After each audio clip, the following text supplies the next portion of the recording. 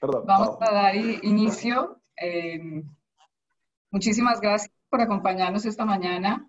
Esta es la primera de una serie de conversaciones que estamos planteando desde la Oficina de Naciones Unidas para la Reducción de Riesgos de Desastres, para reflexionar sobre las necesidades, retos y oportunidades que surgen para las ciudades de la región en esta situación. Permítanme presentarme primero. Mi nombre es Johanna Granados, soy la asesora de resiliencia urbana de la Oficina de Naciones Unidas para la Reducción de Riesgo de Desastres, la oficina regional que está basada en Panamá.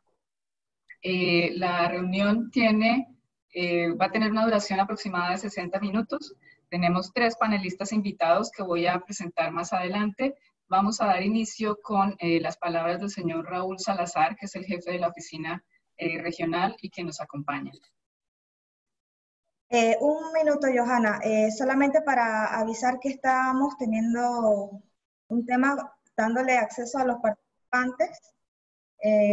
Johanna, solamente para que nos confirmes que estás ingresando a las personas. ¿Cambio? No se está apareciendo la opción para ingresar a las personas. Johanna, tú puedes ver en la parte de attendees si tienes admit, el botón de admit. No, no lo tengo, no. Pero me aparecen 65 participantes en la sala. Exacto, a mí también me parece. Los espectadores aparecen, pero no aparece la opción para invitarlos o la opción de sala de espera. ¿Alguno de los participantes podría levantar la mano para asegurarnos si están escuchando? Por favor. Sí, estamos en línea. Listo. Estamos en línea, nos están escuchando. Muy bien. Muchas gracias. Muchas gracias. Estamos con los retos de las nuevas formas de comunicación y de reunión. Bueno, vamos adelante entonces. Esto está planteado como una conversación informal, un diálogo entre colegas. Tenemos la bienvenida de Raúl, luego tenemos una ronda de presentaciones, un espacio de conversación entre los panelistas y la idea es que después podamos tener un buen tiempo para responder a las preguntas de los asistentes. Así que, sin más, vamos adelante con Raúl Salazar, el jefe de la Oficina Regional para la Oficina de Naciones Unidas para la Reducción de Riesgo de Desastres. Gracias. Muchas gracias, Johanna.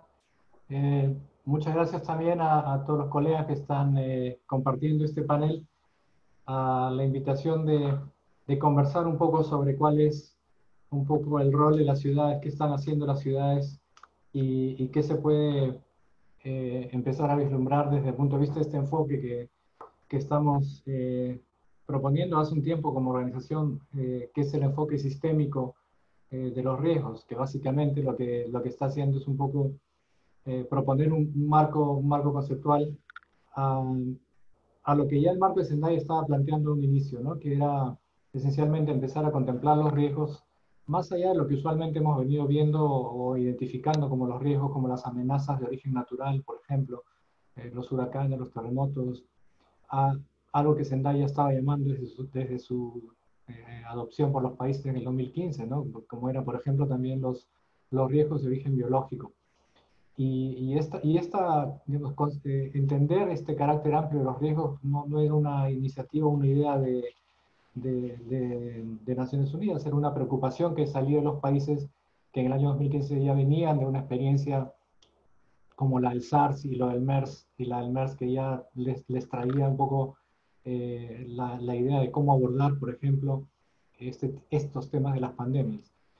El tema de los riesgos sistémicos o aproximar una idea de riesgos sistémicos, es decir, aquellos riesgos que se originan en un área o un sector en particular, pero que tienen efectos en cascada en muchos otros.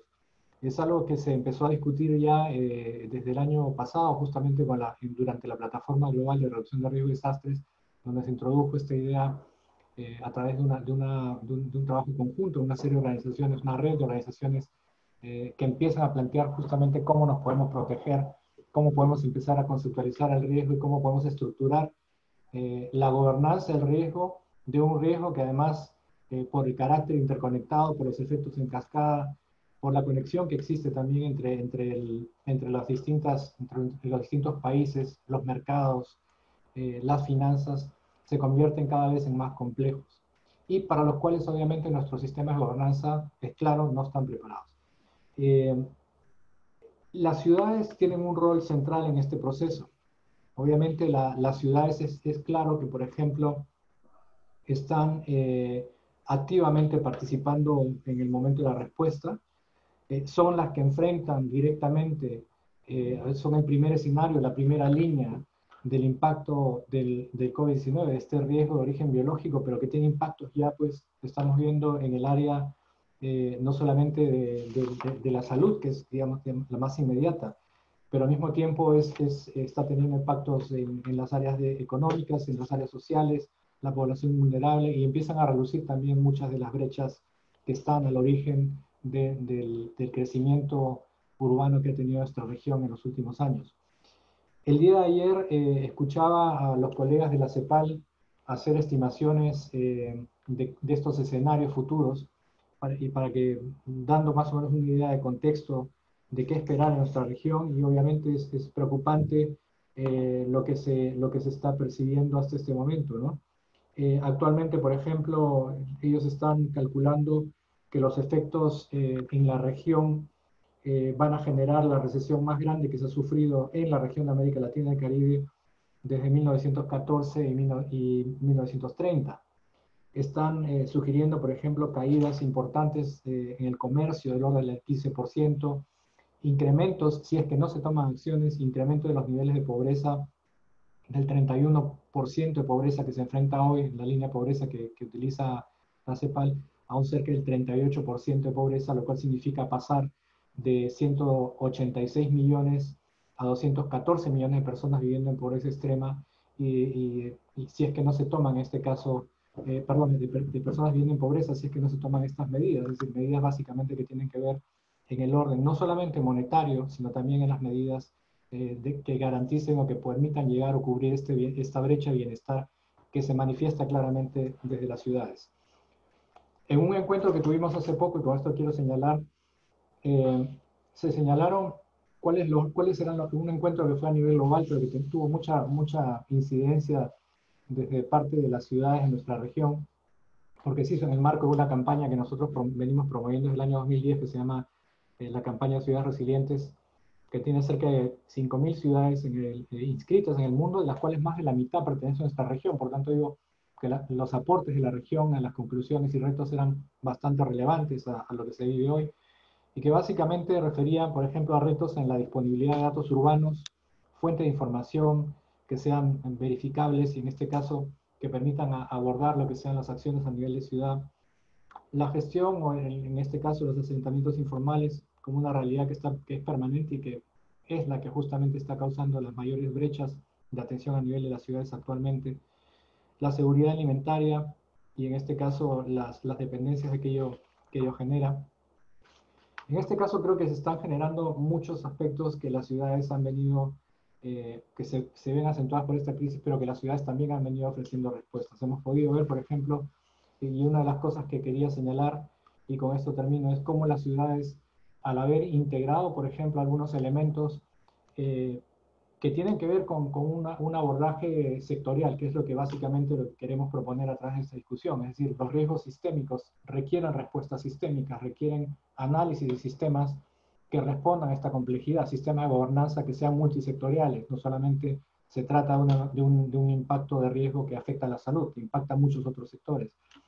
Por tanto, este escenario llama a la construcción de estas respuestas que son sistémicas, sectoriales. En el caso de las ciudades que hemos visto, algunos ejemplos, están, por ejemplo, en más capacidad de continuar, de brindar estos servicios de mayor, o de asegurar esta mayor inclusión de la ciudadanía, en la medida, por ejemplo, que se han integrado, se han desarrollado desde antes de esta pandemia, por ejemplo, iniciativas de desarrollo en lo que es la parte de desarrollo digital o educación digital de la población o integración digital, que ha servido de base para algunas políticas que, como les digo, permiten garantizar estos servicios actualmente.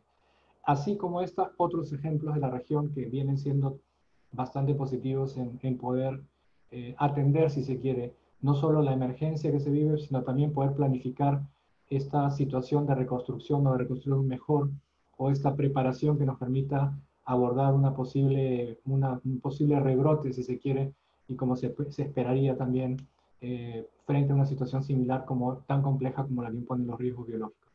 Realmente creo que nosotros estamos muy contentos de contar con un número de ciudades importantes que no solamente están aportando una reflexión conceptual, sino una reflexión que aporta buenas prácticas, soluciones concretas y que van a traer también muchas ideas, soluciones y también promover la cooperación entre ciudades en la región, que eso es algo que también quisiéramos promover, es decir, no solamente concentrarnos en responder a los problemas que estamos enfrentando hoy a nivel nacional, sino rescatar lo multilateral, rescatar la cooperación sur-sur, que no se pierda ese aspecto de cooperación. Sabemos que hay urgencias a nivel de los países, sabemos que hay urgencias a nivel de las ciudades, pero creo que esta cooperación ahora más que nunca es valiosa.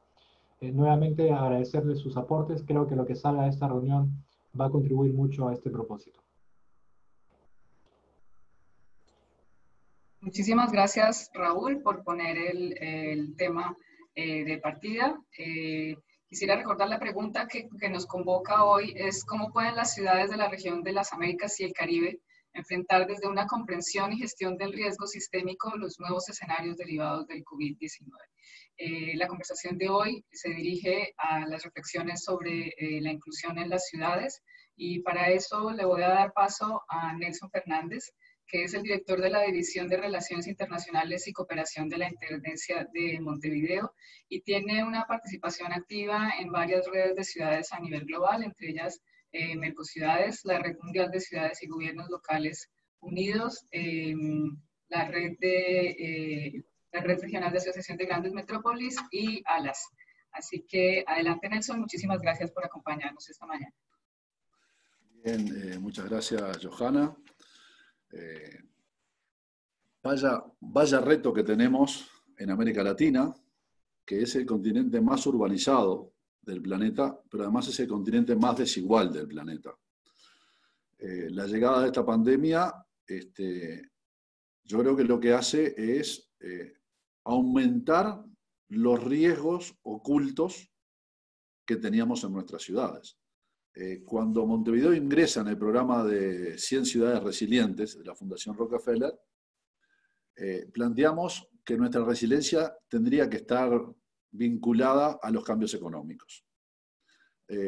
Muchos de ustedes conocen Uruguay, es un país que no tiene grandes montañas, afortunadamente no tenemos sismos, no tenemos grandes inundaciones, pero como decía un político en Uruguay, cuando nuestros vecinos estornudan, Uruguay coge una gripe. Uruguay es un país situado entre Argentina y Brasil, que son dos enormes países, y estamos muy vinculados económicamente, socialmente, naturalmente, y somos parte de esa gran patria grande. Entonces, nuestro planteo es, en el escenario de cambios económicos, lo que notamos es que rápidamente algunos sectores de clase media descienden a una clase baja y muchos pobres pasan a ser indigentes, gente que tiene que vivir o mal vivir con muy poco dinero. Entonces, esta pandemia lo que ha puesto sobre la mesa es que esas desigualdades se acentúan.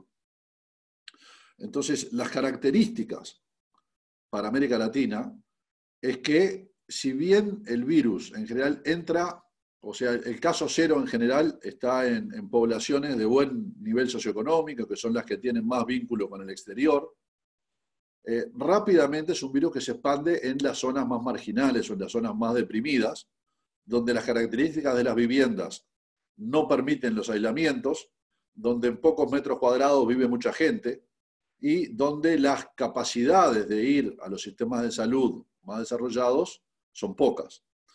Entonces, yo creo que los retos que se plantean en esta pandemia para nuestras ciudades es cómo evitar que esas poblaciones que ya son desposeídas, que ya son desprotegidas, que ya tienen menos condiciones, no sean al final del día quienes pagan el gran costo en la pandemia. Entonces, la mayoría de nuestros países y nuestras ciudades ha tenido cuarentenas, en muchos casos opcionales, es el caso de Uruguay, en otros casos han sido obligatorias, de forma de no saturar los servicios de salud. Porque lo que nos han contado nuestros colegas de Europa, sobre todo, y de Asia, cuando esta pandemia explota, se llenan las unidades de cuidados intensivos, se llenan los hospitales y sobre todo se contagia mucho personal de salud. Entonces, con esa información, nosotros desde Montevideo, lo primero que hicimos, y fuimos la primera ciudad de Uruguay que lo hizo, decretamos el teletrabajo. Ustedes saben, Uruguay tiene conexión de internet muy buena, en muchos casos con 5G. La Intendencia tiene un super sistema donde el 80% de los trámites se hacen en línea y todo el mundo se fue a su casa. Y eso han hecho otras ciudades. ¿Para qué? Para utilizar menos los medios masivos de transporte. Montevideo suspendió todos los recitales, muchas otras ciudades suspendieron los recitales, los cines, los eventos masivos, de forma de ralentizar el ritmo de contagio. Entonces acá yo creo, no me quiero extender, pero quiero dejar 2 o 3 puntos, ¿no? El gran reto de nuestras ciudades es la inclusión. No es posible desarrollar políticas globales si tenemos un alto porcentaje de excluidos. Y ojo, lo digo desde un país como Uruguay que tiene un 8% de pobreza, que en América Latina digamos que es como una especie de isla, pero que seguramente, y sin seguramente, a ver, desde que empezó la pandemia, más algunas medidas tomadas por el gobierno nacional, como aumento de tarifas y aumento de algunos impuestos, ya tenemos 100.000 desocupados. La mitad de esos desocupados están en la capital del país. Y además se ha paralizado toda la economía que funciona alrededor de la ciudad, porque ha bajado el comercio, ha bajado la venta ambulante, al pararse determinadas, por ejemplo, cuando se para la ciudad vieja, que es la City, donde están todos los bancos, cerraron todos los restaurantes. Entonces, eso es un drama para mucha gente. El otro tema es cómo repensamos nuestras ciudades, no para una nueva pandemia, que seguramente va a venir. Este tipo de situaciones se da con cada vez mayor frecuencia. En Uruguay la última vez que se suspendieron las clases por mucho tiempo fue en los años 50, con la epidemia de poliomielitis, y en Argentina pasó más o menos lo mismo. 70 años después se suspendieron las clases. Entonces, ¿cómo prepararnos? Bueno, en primer lugar, no es aceptable ya tener medios masivos de transporte que lleven 100 personas o que vayan donde no se pueden ni respirar. Hay que repensar el sistema de transporte público. Hay que repensar la ciudad en el concepto de la ciudad de los 15 minutos. A 15 minutos de donde uno vive, debe tener la capacidad de hacer sus compras, tener un sistema médico, tener en lo posible el trabajo, tener los lugares de esparcimiento. En nuestras ciudades, que son extremadamente extensas, yo he tenido la suerte de conocer las capitales todas en el Cono Sur, por mi trabajo viajo mucho. A ver, en Bogotá, Ciudad de México, San Pablo, Buenos Aires, ir desde la casa al trabajo lleva 2 horas. Y son 2 horas que si todos fuéramos en auto particular estaríamos creando un gran desastre natural. O sea, el auto particular no es la solución. La solución son medios alternativos. Será la bicicleta, será la patineta, será tener una capacidad diferente en los ómnibus. Lo otro es repensar lo que es la mancha urbana. Nuestras ciudades han vendido el terreno y se han construido edificios donde habitan pero mucha gente que no tiene los suficientes espacios verdes para que quienes viven en ese apartamento de 45, de 50 metros cuadrados y son 4 personas, de repente un matrimonio con 2 hijos, tenga posibilidades de esparcimiento. Y uno de los temas que estamos viendo, y ya con esto iría terminando, es que muchos no tienen terraza y el confinamiento, la cuarentena, la distancia física que tenemos que guardar, se hace casi inllevable. Esto nos trae oportunidades, claramente. La oportunidad es repensar nuestras ciudades y repensar el trabajo multiactor y multinivel. La pandemia que ha traído que los estados nacionales han monitoreado y se han quedado con el control de casi todas las medidas de la pandemia. Yo no sé si una vez que termine el pico, ya sea que lleguemos a la meseta o que empecemos a caer, los estados nacionales van a poner recursos para que los gobiernos locales, que es donde vive la gente, en América Latina el 70% viven en núcleos urbanos, van a poner dinero, van a hacer transferencias para que desde los gobiernos locales atendamos esa gente que se queda sin trabajo, que ha perdido estudio, que tiene menos posibilidades, y cómo repensamos esas ciudades que no se pueden hacer en base a la recaudación de impuestos. Entonces yo creo que por ahí son las salidas. Mercociudades tiene una escuela de resiliencia.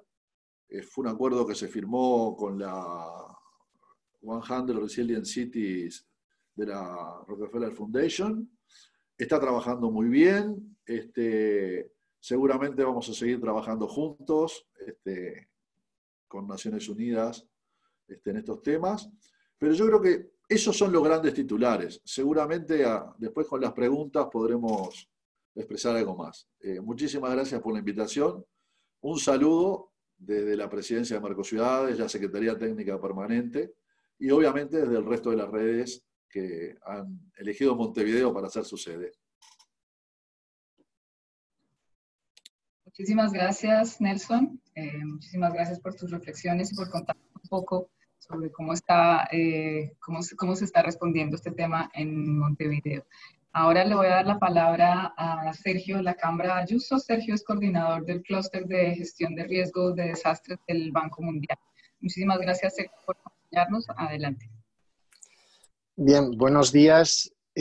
Solo una precisión. Yo trabajo para el Banco Interamericano de Desarrollo, no para el Banco Mundial. Perdón. Pero aprovecho, no hay problema, aprovecho para mandar un fuerte abrazo a Horacio Terraza, que sí que trabaja ahora en el Banco Mundial, pero que previamente trabajó en el BID y bueno, fuimos grandes compañeros durante varios años, ¿no? También un saludo a Nelson como copanelista y un agradecimiento muy especial a la Oficina de Naciones Unidas para la Reducción de Riesgos de Desastres por esta invitación.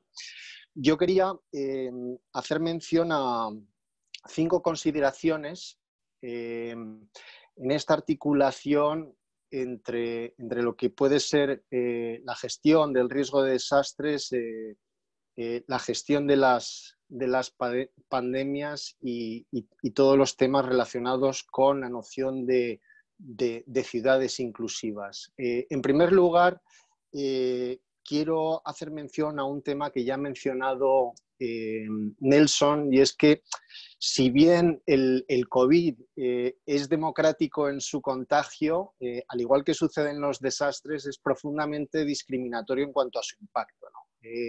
Definitivamente la pobreza es un factor de vulnerabilidad ante los desastres y ante las pandemias. Y al mismo tiempo, los desastres conducen a mayores niveles de pobreza.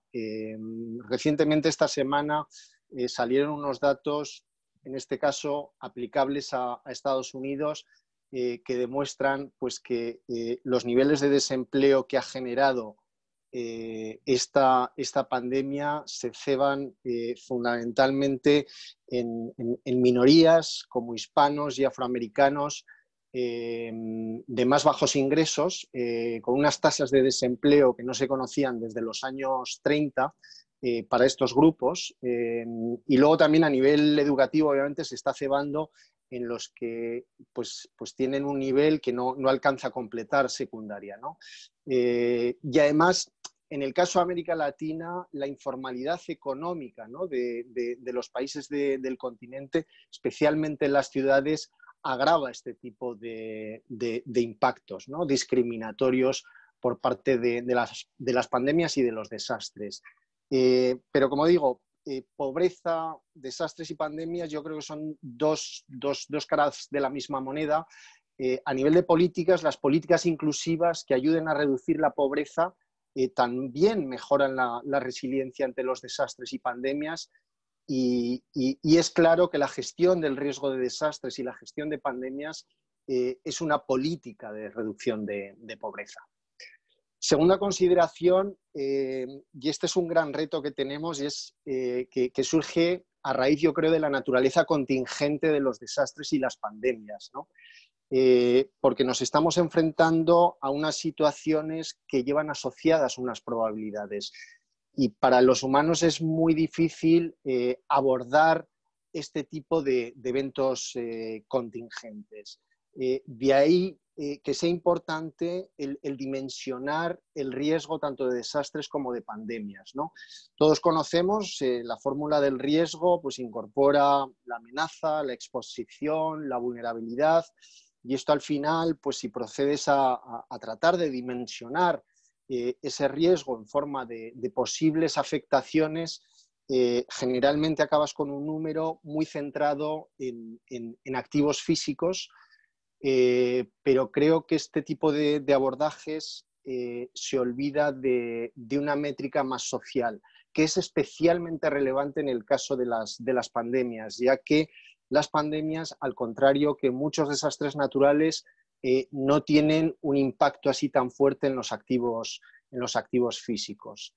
Entonces, insistir en la importancia de dimensionar el riesgo para poder competir con otras políticas públicas. Al final, si no tienes números de lo que quieres rebajar, del riesgo que quieres rebajar, difícilmente vas a poder competir con otras políticas públicas, y más en este contexto de recursos limitados, ¿no? Por la situación económica que ha causado la propia pandemia.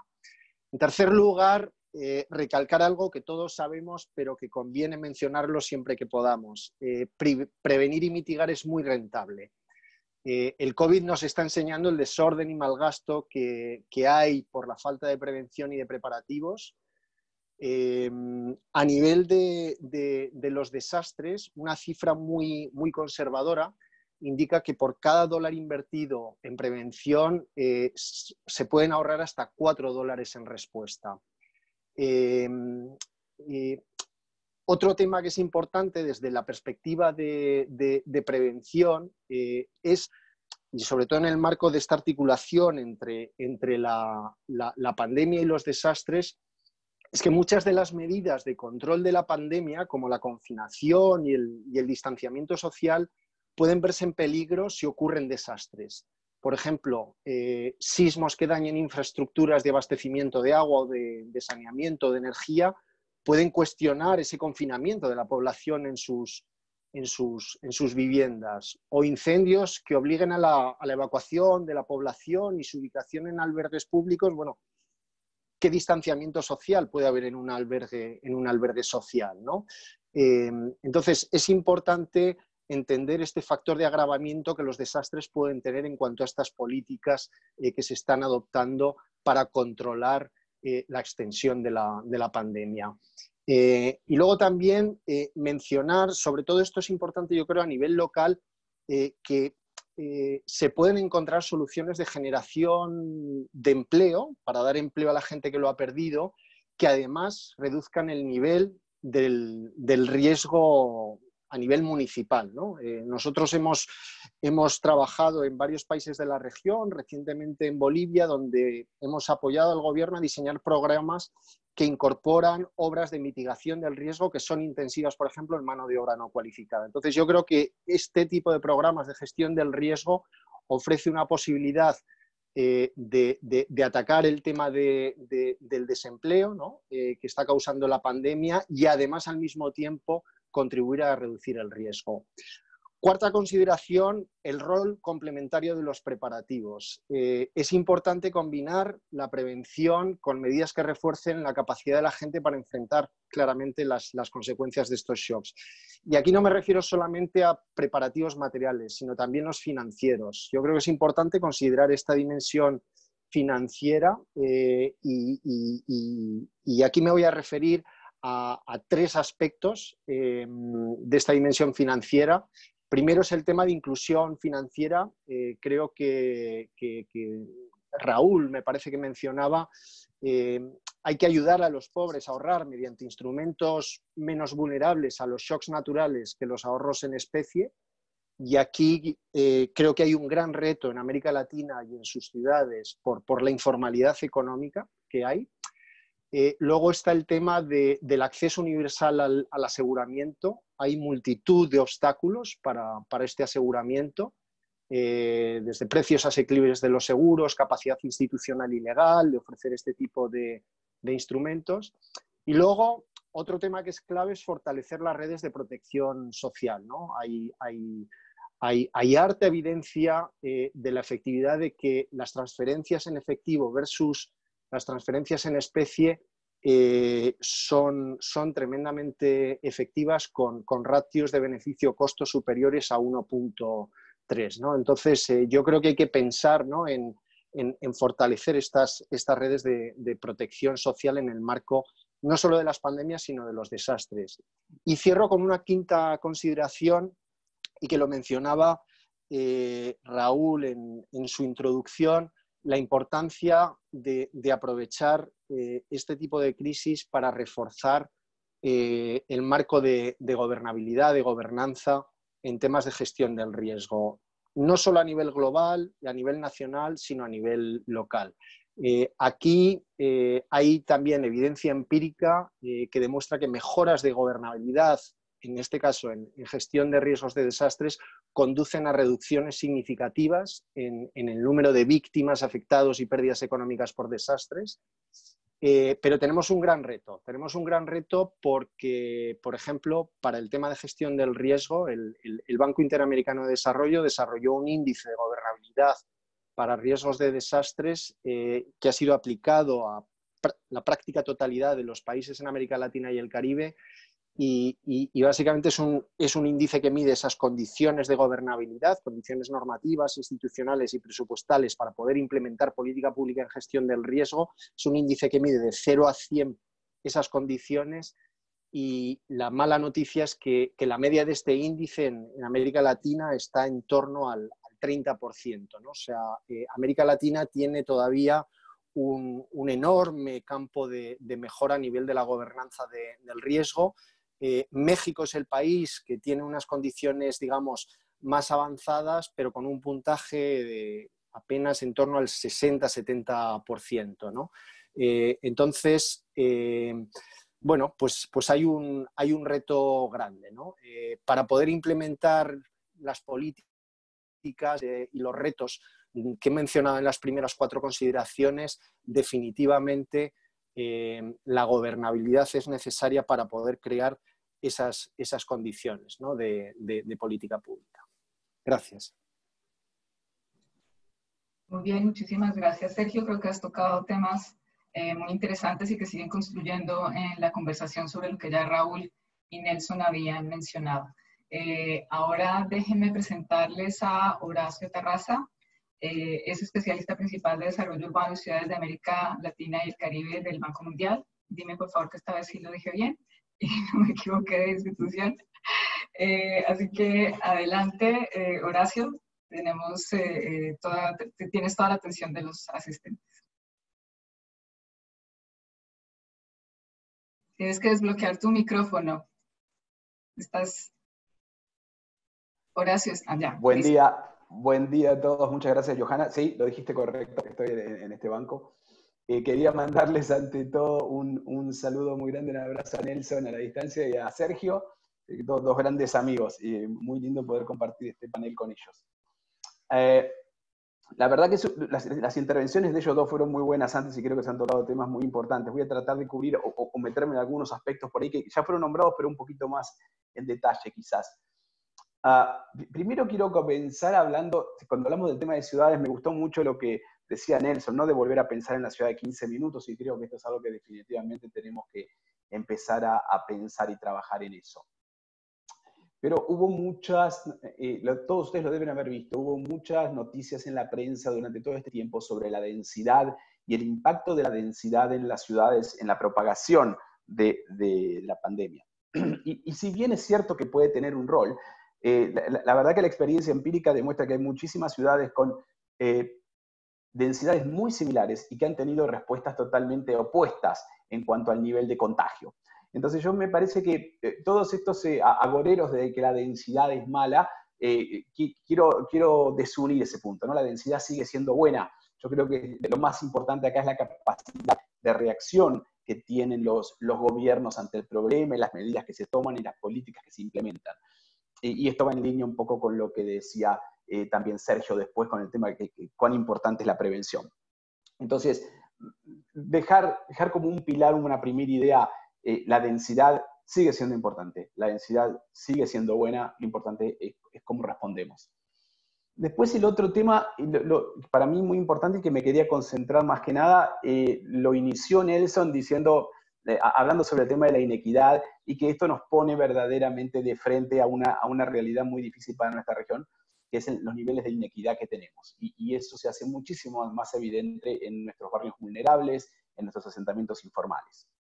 Entonces quizás es ahí donde me quería meter y tratar de empezar a pensar qué es lo que podemos hacer ahí, cómo repensamos el tema. Me parece que como tan importante fue como el contagio de cólera que hubo en el siglo XIX en New York, en Londres, en París, y que de alguna manera fueron la gran revolución de la sanidad, de cómo se iban a tratar a partir de ese momento las excretas, cómo se trataban los desagües, cómo se trataban los drenajes. Yo creo que estamos ante una gran oportunidad de repensar el tema de la urbanización, ¿no? Estamos delante de la gran oportunidad de la revolución de la urbanización de los barrios vulnerables y los asentamientos informales. Creo que esto debería ser nuestra lección aprendida más importante, ¿no? Tenemos experiencia en el banco, con la misma experiencia del ébola en Liberia, por ejemplo, que en los barrios más pobres de la ciudad, el nivel de casos detectados es 3.5 veces más grande que en los barrios más económicamente mejores, ¿no?, de la ciudad. Y esto es algo que lo vamos a empezar a ver y lo estamos viendo hoy por hoy en muchas ciudades de la región, ¿no?, de los resultados que estamos viendo del nivel de contagio. Entonces, yo creo que poner el foco en eso es verdaderamente muy importante. ¿Y por qué? Bueno, por muchas razones. Primero, porque es imposible hacer el distanciamiento social, en muchos casos la infraestructura no es la adecuada, falta acceso a agua y estamos pidiendo que haya lavado de manos. Los baños en muchos casos son compartidos y son grupos extremadamente vulnerables porque obviamente tienen una dependencia muy, muy alta del ingreso diario, ¿no? Acá la capacidad de ahorro verdaderamente es muy poca.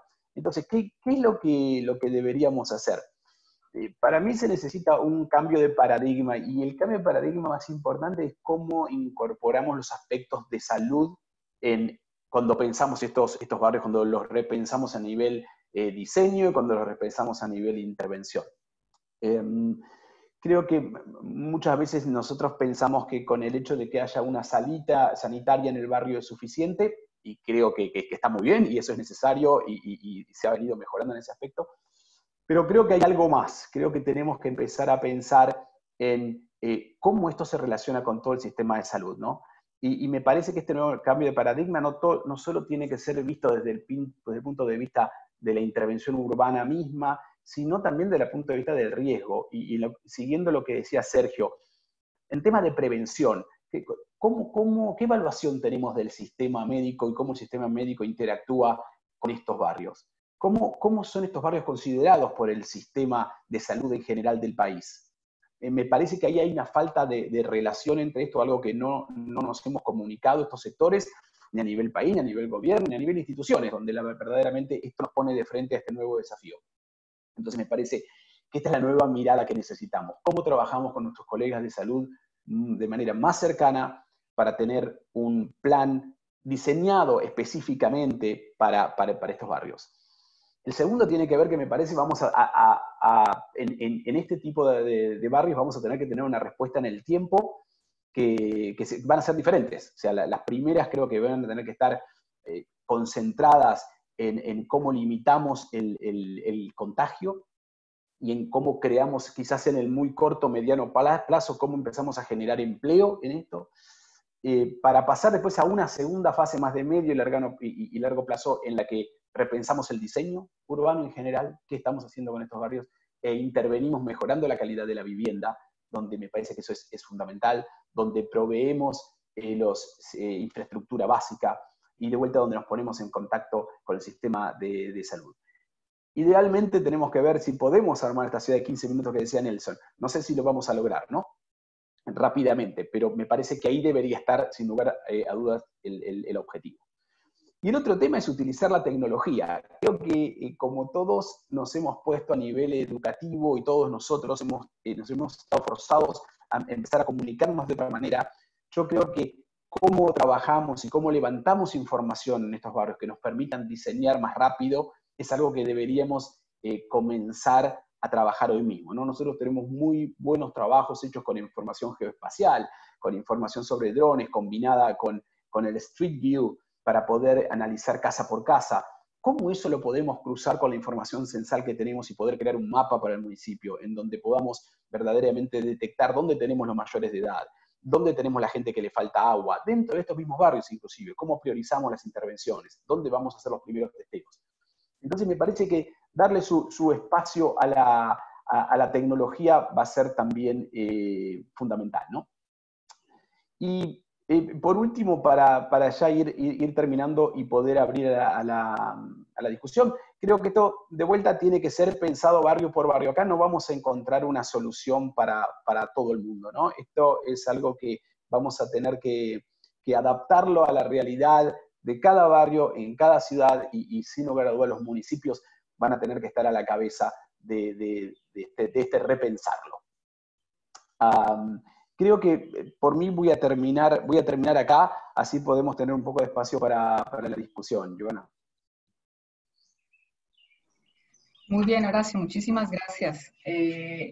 Han tratado temas muy interesantes, sin duda, cuando hablamos de los gobiernos locales, la gestión de riesgo, la resiliencia a nivel urbano, se abre todo un abanico de preguntas y posibilidades. Hemos hablado del valor de la prevención, de la necesidad de formular políticas inclusivas, de la oportunidad de repensar la ciudad a partir de esos 15 minutos que Nelson ha mencionado y que han estado siendo ampliamente debatidos recientemente. También hemos mencionado cuáles las condiciones particulares de la región y el reto que representa para esta región con tasas tan altas de urbanización y de inequidad. Entonces quisiera que hiciéramos una ronda muy rápida para reflexionar sobre las oportunidades derivadas de esta situación, si pueden ser como muy específicos en sugerencias y pensamientos a este sentido. ¿Cuáles son las oportunidades derivadas de esta situación que pueden impulsarnos o que pueden ser esos impulsores para replantearnos la ciudad? Mientras tanto, le voy a pedir a los participantes que vayan incluyendo sus preguntas en el chat, porque después vamos a tener un espacio para responder algunas. ¿Listo? Adelante. Bueno, Nelson. Voy yo, a ver. 3 oportunidades, yo veo 3. Yo he dicho en algún otro seminario, sobre todo a nivel de ciudades, que esta es una crisis civilizatoria porque van a cambiar costumbres que hace mucho tiempo tenemos, y no solamente por miedo, sino porque la prevención nos va a llevar a cambiarlas. Entonces, cambios que vinieron para quedarse. 1, el teletrabajo. Yo creo que es inexorable y hay que prepararnos para que muchas cosas se hagan sin concurrir a centros masivos o concurriendo mucho menos horas. Eso implica que en vez de cobrar un sueldo por estar determinada cantidad de horas en un lugar, el sueldo va a ser por hacer determinado trabajo. Esto que estoy diciendo, sé que es fuerte, pero este es un tema que tenemos arriba de la mesa. Segundo tema, la utilización masiva de tecnología en todos los ámbitos.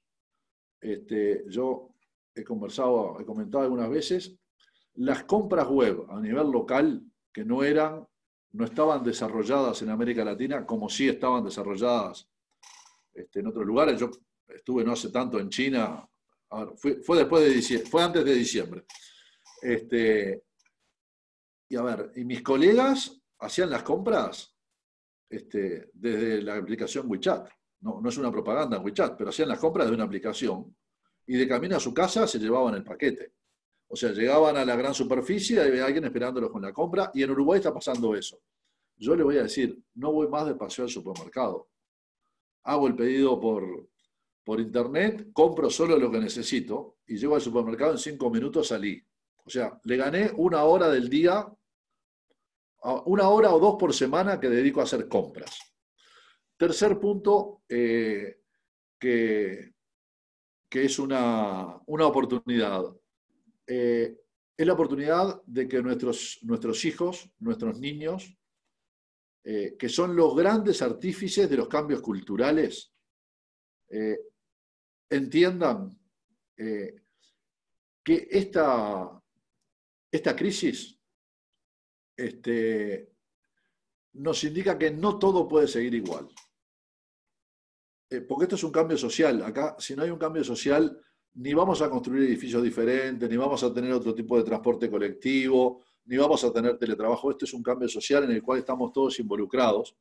Y cuando uno habla de cambio social, habla de que no debe quedar gente atrás. Hoy los más afectados por la pandemia son los que quedaron atrás. Algunos de ustedes que tienen mi teléfono, el loguito de pantalla que tengo son 3 banquitos iguales con 3 niños de diferente altura tratando de ver a través de un muro o por encima del muro. Eso es la igualdad, pero no todos ven. La equidad es cuando los bancos son diferentes para que todos miren igual. Entonces yo creo que ese es un cambio cultural que empieza por los niños, por lo que les enseñamos en las escuelas, por lo que seguimos en los liceos y en las universidades. Ese creo que es una posibilidad de cambio enorme, que nuestros niños tomen nota de lo que nos está pasando y lo puedan cambiar, nos ayuden a cambiarlo. Muchísimas gracias, Nelson. Sergio. Sí, a ver, yo quería aprovechar aquí para mencionar un tema que un poco trae un poco la experiencia que hemos tenido desde el campo de los desastres, ¿no? Yo no sé si, o sea, claramente por los números, esta pandemia es un evento histórico, ¿no? Pero tratándonos de poner en el peor de los escenarios, no sé, o sea, todos hemos pasado por situaciones de desastre donde esperábamos que realmente hubiera un antes y un después de estos desastres, ¿no? Si hay algo que hemos aprendido en la gestión de estos desastres es que las ventanas de oportunidad que te ofrecen estas catástrofes no son muy grandes, no duran mucho tiempo, ¿no? O sea, yo recuerdo vivir en Honduras el huracán Mitch en el 98, llevaba 1 año viviendo en Tegucigalpa, me quedé 3 años más después del Mitch trabajando en la respuesta, recuperación, reconstrucción, y la ventana, y aquel fue un evento histórico, ¿no? Pero la ventana de oportunidad para introducir cambios reales se acortó más rápidamente de lo que esperábamos, ¿no? Los que estábamos en aquel momento en Honduras, ¿no? Yo creo que es importante aprovechar este tiempo que nos da esta pandemia hasta que salga una vacuna, hasta que se encuentre una cura, para introducir mejoras en el marco de gobernanza que permitan colocar este abordaje preventivo en la agenda política, no del gobierno de turno, sino en la visión país. Yo creo que eso debería ser, o sea, un objetivo central de la intervención y no postergarlo mucho más. Quiero decir, o sea, yo no sé los meses, nadie sabe, ¿no? Los meses que va a durar esta situación, pero la realidad puede ser esa. Quiero decir, o sea, en el momento que se encuentre una vacuna, nos olvidemos del COVID, ¿no? Y hasta la siguiente, ¿no? Como pasa con los desastres, ¿no? ¿no? Entonces, o sea, si esa es la situación que vamos a enfrentar, creo que hay que aprovechar esta ventana de oportunidad para dejar introducidos esos cambios de gobernanza que permitan unas políticas inclusivas, preventivas, tanto de pandemia como de otro tipo de shocks. Muchas gracias, Sergio. Creo que es muy importante esto que mencionas acerca de la ventana de oportunidad, porque efectivamente tenemos ante nosotros una situación que nos está llamando a actuar rápidamente. Así que tenemos que ver cómo nos movemos en esa ventana de oportunidad. Adelante, Horacio. Sí, gracias, Johanna. Bueno, una de las que dije para mí es importante es el tema de la revolución de la urbanización. Eso lo sigo poniendo. Para mí es fundamental que pongamos foco en eso. Tecnología no voy a entrar porque Nelson ya lo dijo y estoy de acuerdo. Creo que es el uso de la tecnología para toda la explotación. El otro tema que quizá no se nombró es el trabajo multisectorial.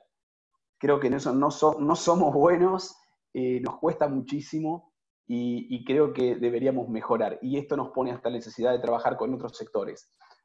Eso es algo que podríamos poner el foco. Y para terminar, una nota, siguiendo lo que Sergio dice, no puedo estar más de acuerdo con él, la verdad. Creo que estamos muy acostumbrados a hablar de riesgos y de desastres, de cosas que suceden todos los años, con la misma frecuencia, y que vamos después, ¿no?, a solucionar el problema. Creo que esto nos puso de frente a uno verdaderamente que no era esperado, donde verdaderamente, creo, todos los seguros deberían estar destinados, porque esto sí no se podía prever. Entonces, me parece que tenemos que tener un cambio de mirada hacia eso en el tema de la prevención, ¿no? Y ver para qué estamos preparados, qué es lo que sucede siempre, qué es lo verdaderamente inesperado. Nada más. Bueno, muchísimas gracias. Sí, esto que acabas de mencionar se vincula directamente con lo que hablaba Raúl al principio, acerca de la aproximación del riesgo sistémico y cómo un punto de entrada puede generar toda esta variabilidad en los diferentes sistemas, sobre todo particularmente cuando estamos hablando de las ciudades, que es el tema que nos convoca hoy. Creo que tenemos algunas preguntas. Hay una mano que está levantada desde hace un tiempo, es de César Andrade. No, ya lo bajo. Tenemos una pregunta de Horacio. ¿Qué vínculo encuentran los panelistas entre pandemia y cambio climático? ¿Y cómo creen que pueden impactar las ciudades?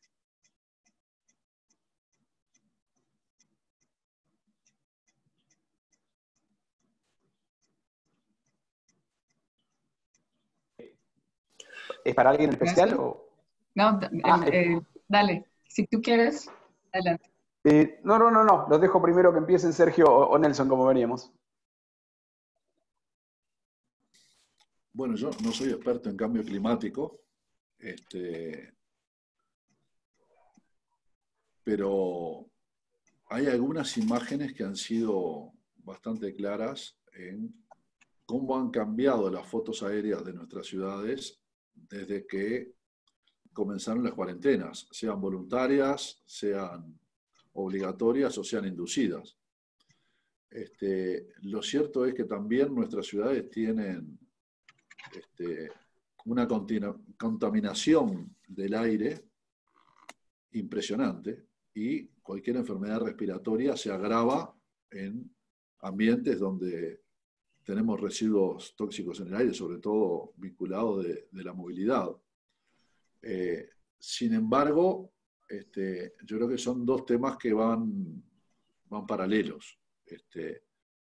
La gestión o las enseñanzas que nos deja la pandemia deberían ir de la mano de enseñanzas que nos deja a nivel del mejor uso de los recursos naturales y del cuidado de la calidad, sobre todo del aire y de las aguas, ¿no? Yo si pudiera, Johanna. Sí, dale. Sí, o sea, quizás no desde la perspectiva de ciudades, pero sí del entorno natural, donde están insertadas, digamos, esas ciudades, ¿no? Como parte de un territorio como mucho más amplio. O sea, el otro día leía que el 60% de todas las enfermedades infecciosas en los humanos son transmitidas por animales y que este porcentaje subía al 70% cuando hablamos de nuevas enfermedades infecciosas como el COVID, ¿no? Entonces, de ahí un poco pensar que los cambios ambientales inducidos por el hombre modifican la estructura poblacional de la vida salvaje y reducen la biodiversidad, ¿no? Y esto resulta en unas nuevas condiciones ambientales que favorecen portadores, transmisores y patógenos, ¿no? Entonces, de ahí la importancia de esa gestión ambiental para combatir esto y para combatir también justamente el tema del cambio climático, ¿no? Para mitigar ese cambio climático. Entonces, de nuevo, o sea, son políticas que apuntan a la pandemia, pero que también apuntan a mitigar el cambio político, ¿no? Esas dos caras de la misma moneda que mencionaba yo en mi primera consideración. Muy bien, Sí, muchísimas gracias, Ignacio. Dale. Por mi parte, y mi última intervención, discúlpeme, me tengo que ir a otra llamada que tengo ahora. Creo que primero, hay un impacto como negativo, como siempre, porque verdaderamente los más afectados por el cambio climático generalmente son aquellos con mayores necesidades, aquellos más vulnerables, y vuelven a ser los más afectados en esto. Entonces, como que se superponen los efectos. Pero lo que no podemos dejar de ver es que ha habido ciertos efectos positivos en el hecho de que cómo estamos relacionándonos con el planeta con una menor cantidad de transporte, con ciudades que están pensando en, bueno, vamos a reducir quizás la cantidad de autos que tenemos en la calle para abrir más espacio para que la gente tenga movilidad activa, para que la gente camine y ande en bicicleta. Yo creo que estos son pequeños elementos que nos tendrían que hacer reflexionar a ver si esto lo podemos mantener en el tiempo, ¿no? Podemos empezar a andar más en bicicleta verdaderamente y reducir esto nos permitiría abrir los ojos haciendo la ciudad un poquito más chica y eliminando la cantidad de autos que tenemos en las calles. Me parece que ese es un efecto positivo en términos de toma de conciencia.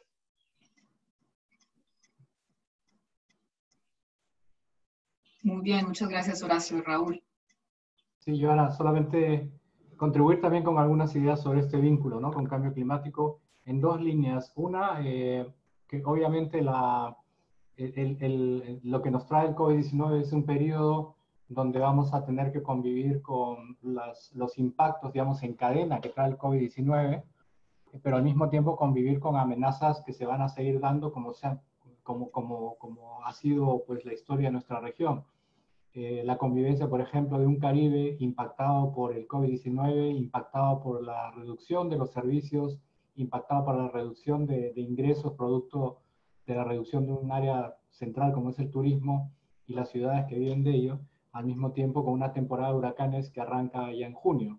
Es decir, amenazas que tienen que convivir o por lo menos abordarse de manera conjunta porque se van a dar de alguna manera u otra. Entonces, ese es un primer tema de vínculos que en la preparación o los planes que se tienen actualmente por parte de los países y las ciudades y protocolos necesariamente tienen que pasar por un proceso de consultivo y de ajuste para enfrentar estas amenazas que se vienen dando más allá de la emergencia en salud, para abordar aquellas amenazas de origen climático.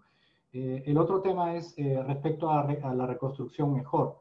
Estamos una línea de trabajo que el secretario general de Naciones Unidas ha planteado como las prioridades, aparte de atender la emergencia de salud, aparte de atender el impacto socioeconómico, es reconstruir mejor, que es la tercera línea. Y ese reconstruir mejor en nuestra región tiene una necesidad de integrarse a todo lo que sea cómo reconstruir mejor, cómo reconstruir de manera verde, si se quiere, para que esa recesión que señalaba al inicio, que se espera afecte a nuestra región, y la reactivación que va a ser necesaria en nuestra región no sea justificada, digamos, esa aceleración, ese crecimiento que va a ser necesario e importante, no sea una justificación para un crecimiento que pone de lado o no mira ese crecimiento que sea balanceado con el medio ambiente, ese crecimiento verde o esa generación de empleos verdes que se puede generar y que existen alternativas, pero que es necesario mirar. El generar un crecimiento necesario, rápido, luego una recesión, sin esta consideración, puede acrecentar las amenazas que existen actualmente o el contexto de amenazas de origen climático que existe actualmente. Un exceso en la deforestación, un crecimiento no planificado de las ciudades, como señalaba Sergio muy bien, el tema de la aproximación a la convivencia con este medio o entorno natural, y la aproximación y la invasión, si se quiere así, del ser humano por los espacios biológicos y de otros ámbitos, pueden generar este crecimiento de amenaza. Entonces, nuevamente, ese reconstruir mejor implica necesariamente mirar esa área climática, esa área ambiental.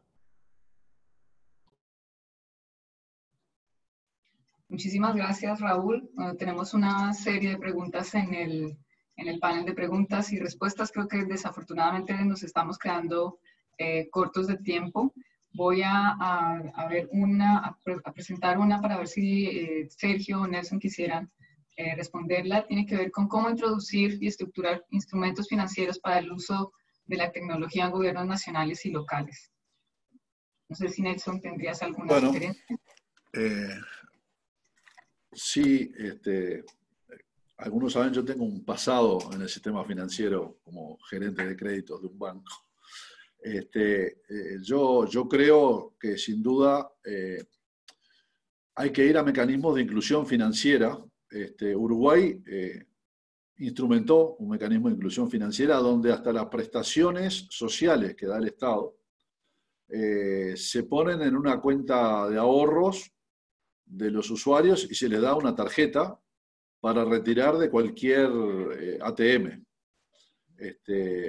Incluso con la tecnología disponible hoy, donde el 90% de la población dispone de un smartphone, yo diría que casi cualquier persona puede hacer la mayoría de sus transacciones vía electrónica. Naturalmente tenemos ahí dos espacios donde es más difícil. Uno es en las personas mayores, que en general no son amigables con la tecnología, o mejor dicho, la tecnología que se aplica no es amigable con la persona mayor. Y en otro caso es en las poblaciones más vulnerables, donde no siempre tienen un cajero automático o una ventanilla para retirar el dinero. Pero lo que sí se ha comprobado es que desde que se usa la tecnología para las transacciones financieras, pagos, cobros, etc., se han reducido los robos. Eso implica naturalmente una disposición del sistema financiero a bajar su tasa de ganancia, porque si me van a cobrar por cada transacción, ahí tenemos un problema. Pero yo creo que tiene que haber una política de Estado que tienda a eliminar el dinero y utilizar los canales electrónicos para la mayoría de las transacciones comerciales, financieras, etc. Vale, muchísimas gracias, Nelson. Sergio, ¿quisieras agregar algo? No, quizás no desde la perspectiva, digamos, de medios electrónicos, que yo creo que Nelson lo ha explicado muy bien, pero sí el insistir en un tema relacionado con lo que son esquemas de protección financiera ante shocks, que creo que es importante recuperarlo. Y la pandemia, digamos, refuerza esta idea. Tradicionalmente, los esquemas de transferencia, digamos, de ayuda o de canalización de ayuda a la gente afectada por este tipo de shocks, tradicionalmente se han centrado mucho en ayuda en especie, ¿sí? O sea, ocurría una inundación, se repartían alimentos, agua, artículos de higiene, etcétera, etcétera, ¿no? Yo creo que es importante el recuperar experiencias que ya ha habido y cada vez más, felizmente, en las últimas, yo diría, 3 décadas, ¿no? de transferencias en efectivo, aprovechar esos medios electrónicos cuando realmente sean una solución universal o casi universal que permita llegar a la gente a la que queremos llegar con este tipo de ayudas, pero apostar más decididamente por estas transferencias en efectivo. O sea, yo creo que tenemos que quitarnos el miedo del mal uso de estos recursos. O sea, hay un estudio, por ejemplo, del Banco Mundial que dice que hasta si el 30% de las transferencias en efectivo fueran mal empleadas, todavía valdría la pena el seguir haciéndolas, digamos, ¿no? Porque realmente el ratio el ratio de beneficio-costo es bastante elevado, ¿no? Entonces, yo creo que hay que insistir, ¿no?, en la importancia de poder pensar en estos mecanismos que además son, como digo, en el caso de la pandemia son especialmente relevantes porque, es decir, ya no es solo el recurso que le estás dando, el recurso financiero que le estás dando al beneficiario, es que el beneficiario al recibir ese dinero va a reactivar generalmente además los mercados locales, ¿no? Con lo cual se están matando dos pájaros de un tiro, ¿no? En sentido positivo, por supuesto, ¿no? Entonces, apostar por ese tipo de esquemas, ¿no?, especialmente relevantes para la actual situación. Muy bien, muchísimas gracias. Bueno, creo que hemos tenido una conversación muy rica. Desafortunadamente se nos ha acabado el tiempo. Hemos hablado sobre las oportunidades que se derivan de esta situación, el teletrabajo, el pensar en la tecnología masiva, cómo podemos replantear las ciudades y aprovechar esta ventana de oportunidad que Sergio mencionaba también, pero vincular esa ventana de oportunidad también con todos los procesos de formulación de políticas que tengan la reducción de riesgo de desastres y el fortalecimiento de la resiliencia como en la línea estratégica, la línea central desde el nivel nacional hasta el nivel también toda esta discusión reciente sobre la importancia de encontrar esos nuevos esquemas de protección financiera para poder garantizar que nuestras ciudades sean más inclusivas. Solo quiero cerrar recordándoles que la conversación es amplia, es grande. Vamos a seguir teniendo esta serie de eventos y creo que es importante también que pensemos que esta es una oportunidad para replantear las ciudades, para replantear cómo nos aproximamos a las ciudades y cómo pensamos esas que queremos. Desde la comprensión del riesgo de desastres y desde el entendimiento que al pensar en el riesgo sistémico necesitamos plantear soluciones en diferentes niveles que son multisectoriales, que involucran a diferentes actores y que tienen que tener una mirada comprensiva y amplia para llegar efectivamente a las poblaciones urbanas. No sé, Raúl, si quieras cerrar con un par de palabras. No mucho más, Johanna, solamente agradecer a los colegas. Un gusto siempre verlo, Sergio. Hace tiempo no nos vemos, espero que pasado todo esto nos podamos ver personalmente y si no conversar. Lo mismo, Nelson, muchísimas gracias por los comentarios. Luis también y Daniel, muchas gracias y esperamos pues que de lo que salga aquí podamos preparar una nota que sirva también, como les decía, un inicio de orientación o de apoyo a aquellas ciudades pues que quieran, no han podido participar, pero que puedan ver un poco lo que se ha conversado aquí y las ideas que han salido aquí. Muchas gracias nuevamente. Sí, muchísimas gracias a ustedes por acompañarnos como panelistas, muchísimas gracias a las personas que nos acompañaron remotamente y seguimos conversando. Muchas gracias, que tengan un buen día. Gracias. Gracias, adiós. Muchas gracias por la invitación. Gracias, Nelson. Gracias, Sergio.